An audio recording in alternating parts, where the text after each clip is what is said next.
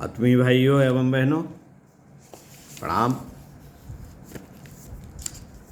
साथियों, आपको पढ़कर सुना रहे थे पुस्तक मंदिर जन जागरण के केंद्र बने, लेखक पंडित श्री राम शर्मा आचार्य। पृष्ठ 5, विषय मंदिर और उनका मूल प्रयोजन। आइए अपनी आवाज में पढ़कर सुनाते हैं परम पूज्य गुरुदेव के विचारों को।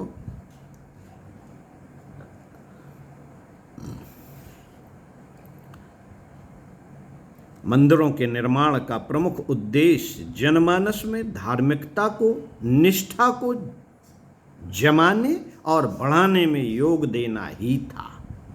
ईश्वर भक्ति का मतलब इतना ही नहीं है कि कुछ मंत्र जप कर लिए जाएं, कुछ पाठ कर लिया जाए, देव दर्शन कर लिया जाए और प्रतिभाओं को भोग प्रसाद चढ़ाकर, प्रतिमाओं को भोग प्रसाद चढ़ाकर कर्तव्य की ही त्रिश्री मान ली जाए और इतने से ही यह आशा लगा ली जाए कि यह थोड़ा सा क्रियाकृत ईश्वर की प्रसन्नता प्राप्त करने के लिए पर्याप्त है। ईश्वर भक्ति का मतलब अपने अंदर भरे हुए कुविचार और कुकर्मों का, दुर्भावों और दुष्प्रवृत्तियों का शमन करना है।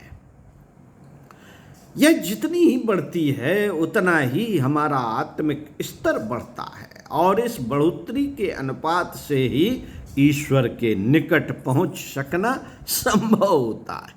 सद्गुणों, सुसंस्कृत, विकसित, व्यवस्थित होना ही ईश्वर की कृपा अनुकंपा का एकमात्र चिन्ह है।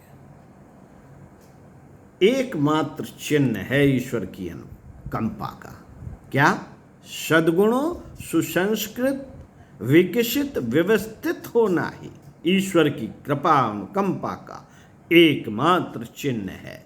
विवेक के रूप में ही ईश्वरीय प्रकाश को अपने अंतःकरण में प्रकाशवान होते हुए हम अपने भीतर देख सकते हैं।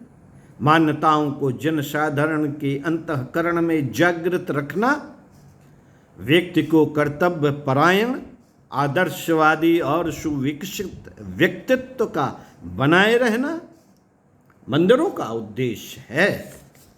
प्राचीन काल में जब उनका निर्माण आरंभ किया गया था, तब ऋषियों के मस्तिष्क में एक ही प्रयोजन था। एक ही प्रयोजन था कि इन धर्म संस्थाओं के माध्यम से जनमानस में धर्म धारणा का जागरण एवं अभिवर्धन होता रहे। साथियों, मंदिर एक प्रकार की धर्मशाला है। जिस प्रकार आजकल सभा संस्थाएं बनती हैं, चंदा इकट्ठा होता है, पदाधिकारी चुने जाते हैं, तू मैं होती है, धन और पद का लाभ लेने के संघर्ष खड़े होते हैं और अंत में वे संस्थाएं जो दूसरों का उद्धार करने को बनी थीं, स्वयं ही दयनीय दुर्दशा में जा पहुंचती हैं। दूरदर्शी ऋषियों को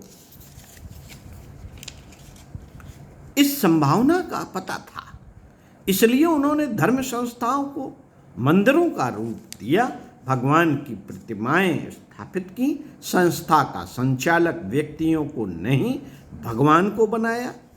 उनके निवास स्थान के रूप में सुंदर इमारतें बनी।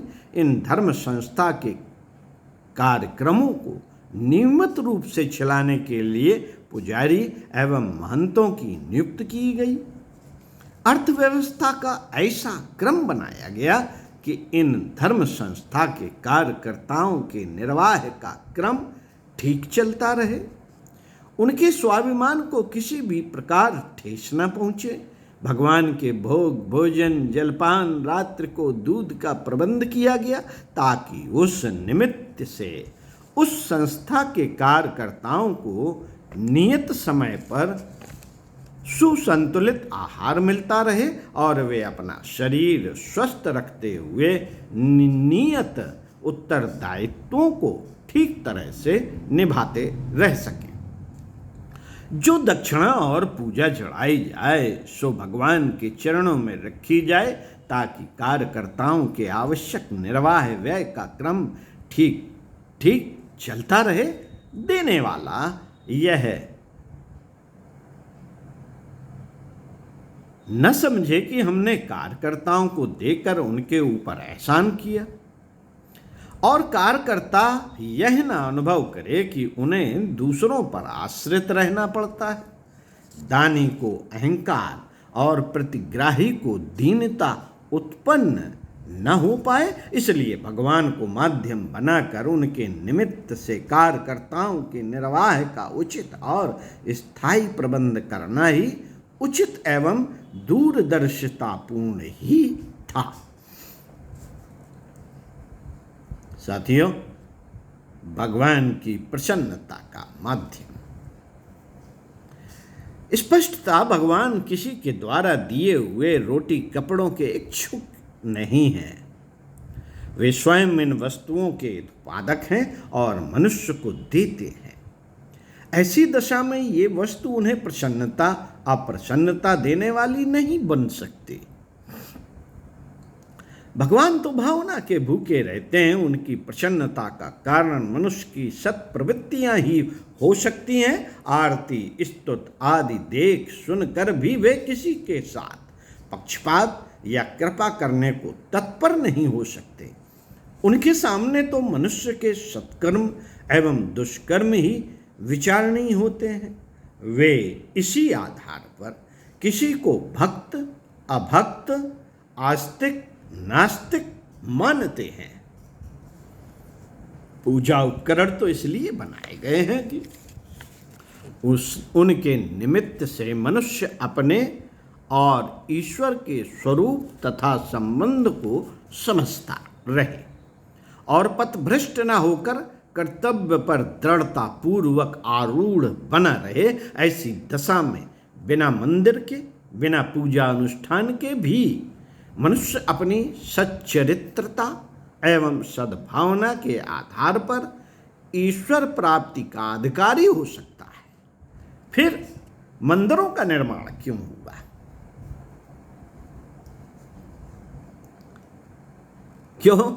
क्यों इतने के लिए इतनी धनराशि इतनी जनशक्ति लगानी पड़ी? इसका उत्तर एक ही है, और वह यह है कि इन धर्म संस्थानों के माध्यम से सत प्रवृत्तियां फैली रहें जो मनुष्यों को आस्तिकता एवं धार्मिकता को बढ़ाने का उद्देश्य पूर्ण करें। साथियों, प्राचीन काल में मंदिरों में देव पूजन मात्र ही नहीं होता था, वरन वे समस्त रचनात्मक प्रवृत्तियां भी पलती थीं जो जन कल्याण के लिए आवश्यक थीं। मंदिर एक प्रकाश स्तंभ की तरह होते थे। अपने क्षेत्र में माननीय उत्कर्ष एवं कल्याण के सभी संभव आयोजन करते रहते थे। पुजारी का महंत का एकमात्र उद्देश्य जन जीवन में सत्प्रेरणाएं उत्पन्न करने के लिए निरंतर प्रयास करते रहना ही था। मंदिर रूपी धर्म संस्था उन सभी सत प्रवृत्तियों की केंद्र रहती थीं जो उस समय की आवश्यकताओं की दृष्टि से अभीष्ट होती थीं। जिस प्रकार शासन तंत्र के कचहरी कार्यालय आदि होते, उसी तरह धर्म तंत्र के कार्यालय ये मंदिर थे। भ्रमण करने वाले परिव्राजक साधु संत यहाँ ठहरते थे। अफसरों के दौरे में जो वरिष्ठ डाक बंगलों इंस्पेक्शन हाउसों से पूरा करते हैं, वही सुविधा मंदिरों में परिव्राजक साधुओं एवं धर्म प्रचारकों को मिलती थी। जैसे तहसील थाने आदि में सरकारी अफसर रहते हैं, वैसे ही धर्मतंत्र के कार्यकर्ता पुजारियों पुरोहितों महंतों और साधुओं के रूप में रहते थे।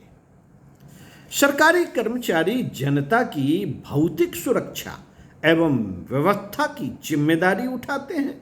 उसी प्रकार धर्म पुरोहितों को जनता के मानसिक स्तर की भावना, संस्थान की चरित्र एवं स्तर की देख रेख करनी थी। इसलिए उनका कार्य एवं उत्तरदायित्व भी शासन तंत्र की अपेक्षा किसी प्रकार कम न था। सरकार को इमारतें, कर्मचारी तथा संपत्ति चाहिए, तो धर्म क्षेत्र में काम करने के लिए भी इन तीनों की आवश्यकता रहेगी ही। इन साधनों को सुव्यवस्थित रूप से जुटाने के लिए मंदिर बनाए गए। उन्हें धार्मिक किले ही कहना चाहिए। चिरकाल तक मंदिर अपना यही विशुद्ध स्वरूप बनाए रहे, पर आज तो जबकि सब कुछ उल्टा ही हो रहा है, तो मंदिर से ही यह आशा कैसे की जाए कि वे वही कार्य करते रहेंगे जिनके लिए उनका निर्माण करने की योजना दूरदर्शी ऋषियों ने बनाई थी। अब तो मंदिर बनाने वाले इसलिए मूर्तियां